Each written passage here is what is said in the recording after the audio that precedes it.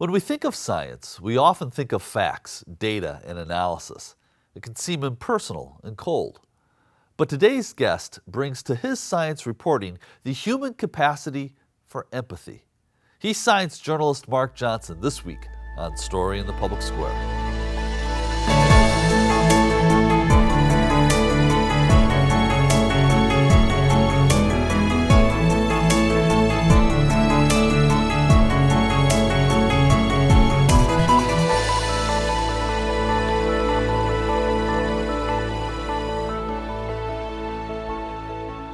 Hello and welcome to Story in the Public Square, where storytelling meets public affairs. I'm Jim Ludis from the Pell Center at Salve Regina University. And I'm G. Wayne Miller with the Providence Journal. This week we're joined by Mark Johnson, a Pulitzer Prize winning journalist formerly of the Milwaukee Journal Sentinel. He now practices his craft at the Washington Post. He joins us today from Milwaukee, Wisconsin. Mark, thank you so much for being with us. Thank you so much for having me, Jim and Wayne. Really appreciate it. It's an honor. Well, congratulations on all of your success. You know, you mentioned to us before that you were a bad high school science student. And so I'm curious about how does a bad high school science student become one of the country's best science journalists? I think I got better about pursuing my curiosity.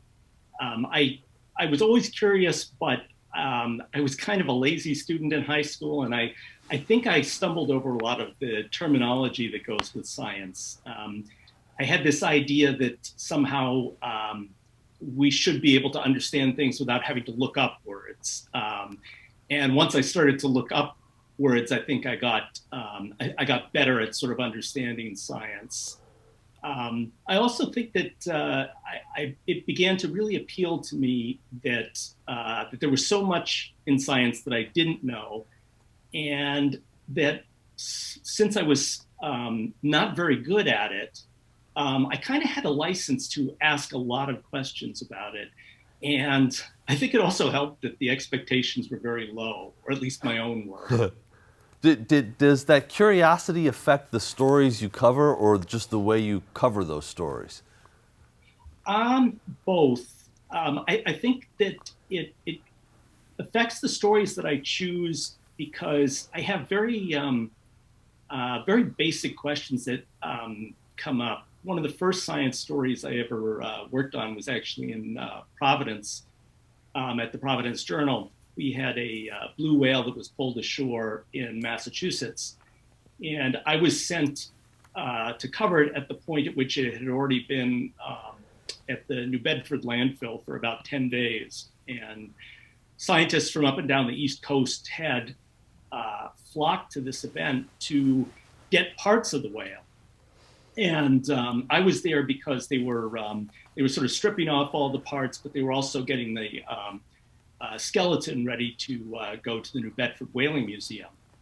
And aside from the horrendous smell, what really sort of captured my interest was what all of these scientists hoped to learn from this one dead blue whale.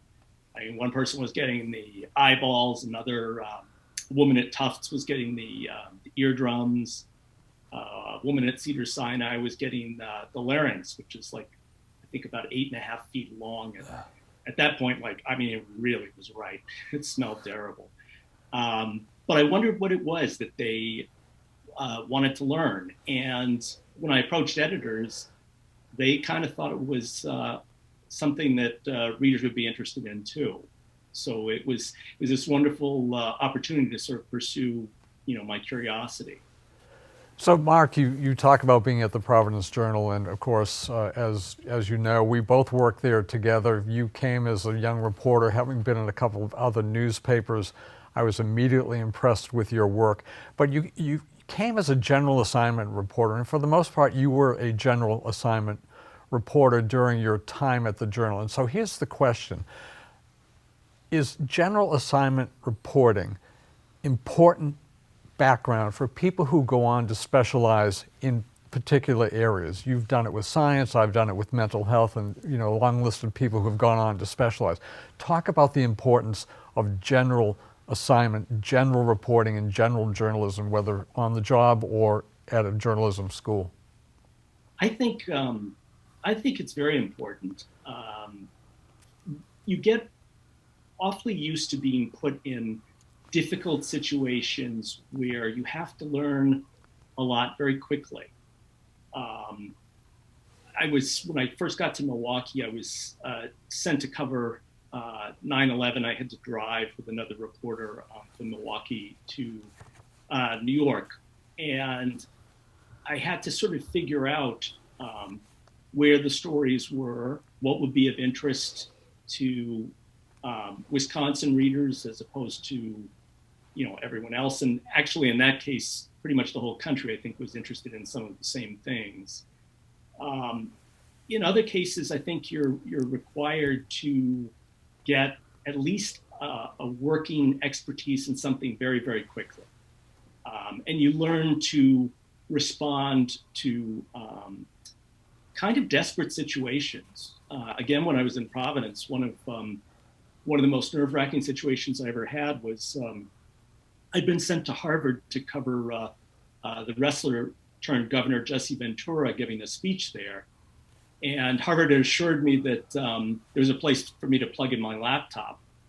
Well, after Ventura's speech, they corrected themselves and said, there actually isn't. They said, if you just go to this copy cops a block away, they'll let you do it for sure. And when I got to the copy cops, they said, oh no, we stopped doing that about 6 months ago. So I was about an hour away from deadline. And this is the absolute truth. I was in Harvard Square. I was going up to strangers, asking them if I could get into their apartments to plug in my laptop. I got so desperate. Eventually I went into a hotel and asked the hotel bartender. And by that point I had sweat streaming down my face. And I think when you get through those situations, it gives you a certain confidence that you can figure your way out of things. And that includes finding ways to answer the things that you don't know.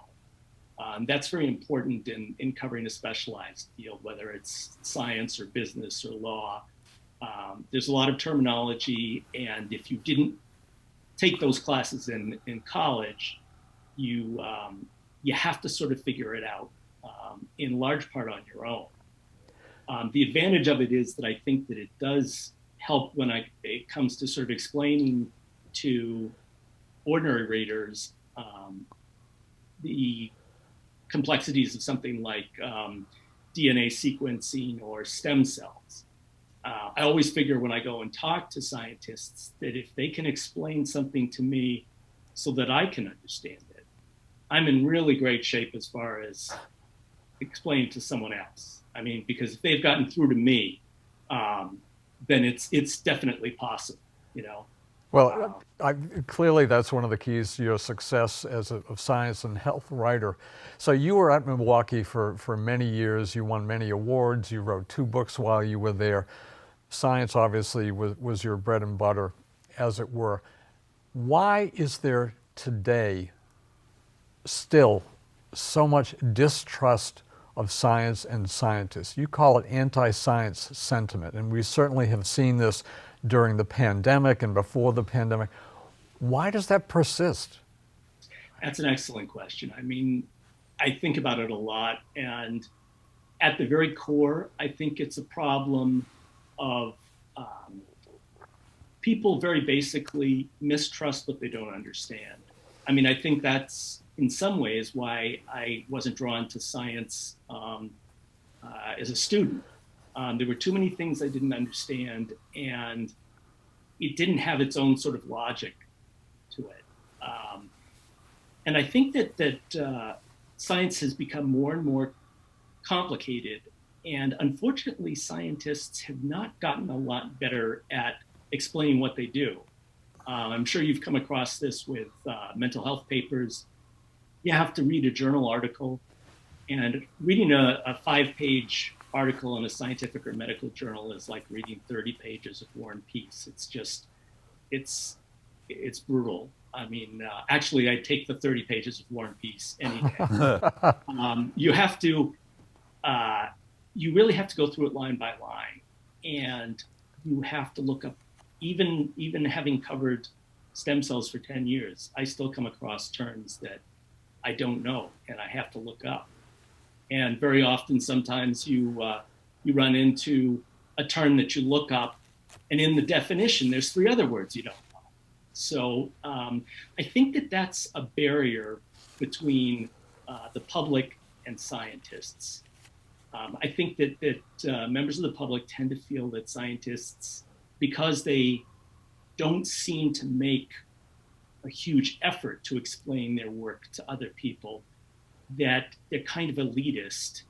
And I think there's a little bit of a mistrust there, which is really a shame. I mean, when you think about it, at the end of World War II, the scientists were really the country's heroes. I mean, for better or for worse, the invention of the atomic bomb made physicists, household names. I mean, there was a great deal of respect and awe that sort of went with the field. And I think some of the scientists at the time were better at explaining things than some of the scientists today. I mean, Einstein famously wrote a book on relativity because he felt bus drivers,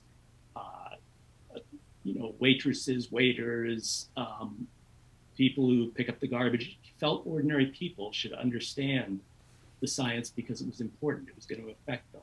It seems like there's a cultural difference too. That it's not just the effectiveness of scientists to communicate, but even the receptivity of the audience, and just sort of a lack of a counter-intellectualism that permeates so much of society. We've talked about this before, but my father gave me his copy of Karl Marx's Capital, and I remember on the dust cover of it, it has an essential collection for every thinking person's library.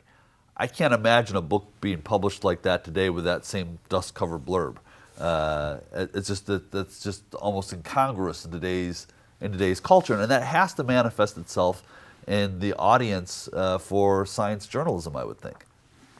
I think so too. Just as a quick aside, we're moving, and we've been having house showings. And one of the first things that our real estate agent objected to about the way our house did look was that we had too many books in the bookshelves. Wow. And he taught us how to reduce 30 books on a shelf to like 3. And I think there's something interesting in that a bookshelf is more pleasing when it's close to empty. I think that in some ways television has done some of this to us. The internet, I mean, we're used to understanding things quickly. And I think that we're also very reluctant to do the hard work of thinking. And I can really sympathize, because there are times when I interview scientists and I feel like my tiny brain is pedaling as fast as it possibly can just to stay 2 steps behind. I mean, it's a bit of a scary feeling. And I think that for some reason in this country, I think we have not valued doing that kind of thinking and sort of making that effort. One thing I remember learning from a chemist who was teaching at UW and now teaches at MIT, she said that she went to a conference when she was a grad student with a professor of hers from, I think it was USC. They get off the plane in Japan, and he was a Nobel Prize winner, but he would be completely unknown to most American audiences. In Japan, people were getting together with him for, they wanted to shoot pictures with him. They wanted his autograph. I mean, I think it's undeniable that scientists in this country are not celebrities the way that, sports stars or movie stars or singers are. which is a shame. So, Mark, you mentioned books and bookshelves, and yesterday, as a matter of fact, with news of the passing of Peter Straub, who is one of the great horror writers, I happened to look at my bookshelves, one of my bookshelves, and I was looking for The Talisman, which Straub co-wrote with Stephen King. And there next to it, and this was not an accident, or this is just where I happened to put your book, your most recent book, Though the Earth Gives Way, which is an incredible read, and it's really about climate change and what could happen if climate change is not stopped, not reversed, but isn't ameliorated in some way. Can you give people in our audience who may not have read this book an overview of what it is? And the second question is, why would you write a novel, a fictional work, about climate change? Okay. First, I'll tell you what it is. It's when I was in high school, I was taught in English literature a book called The Decameron by Boccaccio. It's one of the first novels ever written. And it's basically a story of how noblemen and noblewomen flee into the hills outside of Florence during the Great Plague. And to pass the time, they tell each other stories. And one day when I was taking a walk with my wife after work, it came to me that I really liked the idea of telling stories as a way to get us through hard times. And it just came to me, what if we put that idea onto, instead of the Great Plague, the disaster that everyone is escaping is a climate apocalypse, something that's very difficult to imagine, and something where we might be left with very little else besides storytelling to, as far as social skills.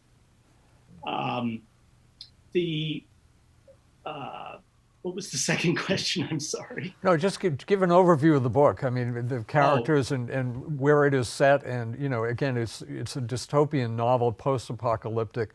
The worst outcome of climate change has actually happened. So, right. The overview. So, in this story, 9 strangers meet at a abandoned retreat center in Michigan, and they've lost a lot of their faith in other people. I mean, one of the things that I sort of imagined would happen is that if the worst happens in climate change and some of the terrible things that we've talked about do come to pass, the polarization that we've experienced over political things, sometimes over things like, healthcare or over, who won a presidential race, those are big things, but they would be immediately much, much smaller set against a decision which had ramifications for the future of the world. I mean, if one side of the aisle were to look across at the other side and say, you basically doomed our planet.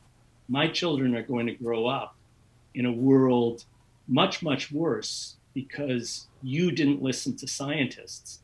I think that it really fascinated me what that could do to human relationships in a country. I thought the fracture would be terrible, and I still sort of feel that way. So fiction gave you a certain degree of liberty, I guess it were, in getting that story out. Again, it's a very compelling. I started reading it and just was swept right through it.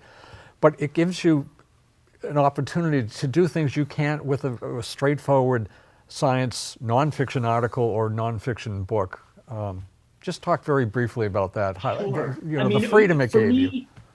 The sort of existential dread that my generation experienced growing up was the threat of nuclear war.